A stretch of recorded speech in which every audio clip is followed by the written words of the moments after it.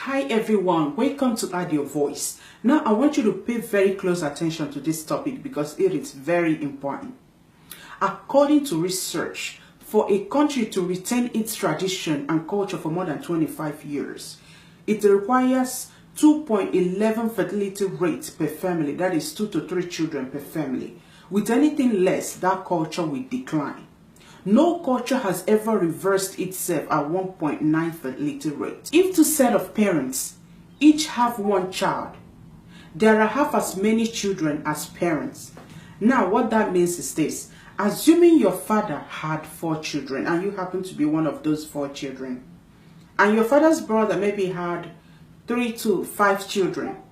Now you and your brother got married and maybe you had 2 children and your brother have 1 child. What does that do to population? It declines it. As at 2007, the fertility rate in France is 1.8, England 1.6, Germany 1.3, Italy 1.3, Spain 1.1, Greece 1.3. And remember, you need fertility rate of 2.11 to retain your culture and your tradition. Across the European Union of 31 countries, the fertility rate is 1.38. And with this low fertility rate, in a matter of years, Europe might cease to exist. But wait. There's been something that's been driving the fertility growth in Europe. And that is Islam. Since 1990, 90% of Europe population growth has been Islamic migration. Muslims have the most youngest population. For instance, in France, 45% of people 20 years and under are Muslims. There are now more mosques than churches in France. The fertility rate of children born in French family is 1.8. But the fertility rate of children born in Muslim family is 8.1. That is almost 7% different. In 2027, one in every 5 French men will be Muslim. By the year 2070, France will become Islamic Republic. In 2015, the most popular baby name in United Kingdom was an Islamic name than other names like Olivia, Jack, or Noah. That means more babies was born in Muslim family than Christian family in 2015 in United Kingdom. Egypt, Lebanon, some Middle East, and North Africa used to be a Christian country, but they were conquered and taken over by Islam. In the United States, the fertility rate is 1.6. That is below the placement level. But with the influx of Latinos, that is people from countries like Mexico or other Latin-speaking countries, it raised the fertility rate from 1.6 to 2.11. That means Latinos have more children than every normal American. In 1970, there were about 100,000 Muslims living in the United States, but today there are about 10 million Muslims living in the United States, and that number is expected to grow to 50 million in 30 years. In 2015, gay marriage was legalized in the United States. This was created in order to reduce and control the population and fertility rate among the Western citizens. At the same time, the globalists created refugee and migration crisis from Islamic countries who are actually against homosexuality in order to fill in the declining population of the Western world. How ironic.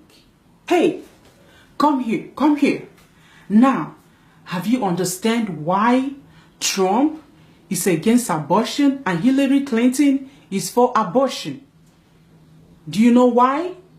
Because the population of the West is declining, and Trump wants you to have more children so that your country won't be taken away from you by another people.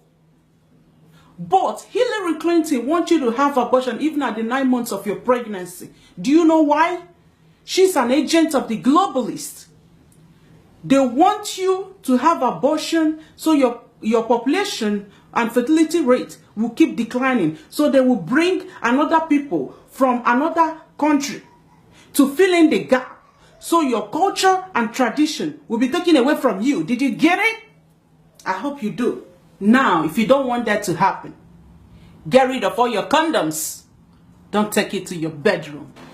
The more educated, wealthy, and civilized people become, the less likely they are to have more children. In Canada, the fertility rate is 1.6. That is 2.11 below what is required to sustain a culture. And Islam is now the fastest growing religion there. In 2010, there are about 44.5 million Muslims living in Europe, and the number is predicted to grow to more than 60 million in 2030.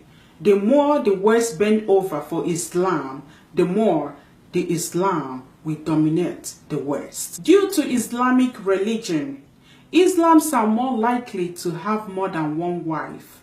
Some even have up to 2 to 3 wives. In Syria, the number of kids per woman is 3, Iraq 4, Afghanistan 5. If any of these women's husbands have more than one wife, the number of children born in that family will be about 6 or more children. Unlike Christians or other non-Muslim religions that marry one wife. By 2050, it's predicted that Christian will still be a dominant religion, but by a small margin over Islam. But by 2070, Muslim population will surpass Christianity and Islam will become the majority population. Now, this can only happen if the current trends continue like as it is. But things can happen and will change the whole thing. Things like scientific discoveries, conflicts, economic conditions, social movement in the sense of so many people, even people in the Islamic religion, are now speaking out against what's happening in Islamic religion. Another big thing is the revolutionary changes, things that has to do with Trump administration, Brexit, and Marine Le Pen. Marine Le Pen is the presidential candidate of France. She's a woman version of Trump. If she wins the prime minister of France, so with her force put together, Trump effect and Brexit put together, I can assure you, they will change the whole game. They will turn all these things around and shape the world in another direction, which me and you cannot even predict as it is right now. Thank you for watching. Now, the other day I told you guys to share my videos, just few people did that. So I want to know why. Just share my video. Share it, okay? Thank you.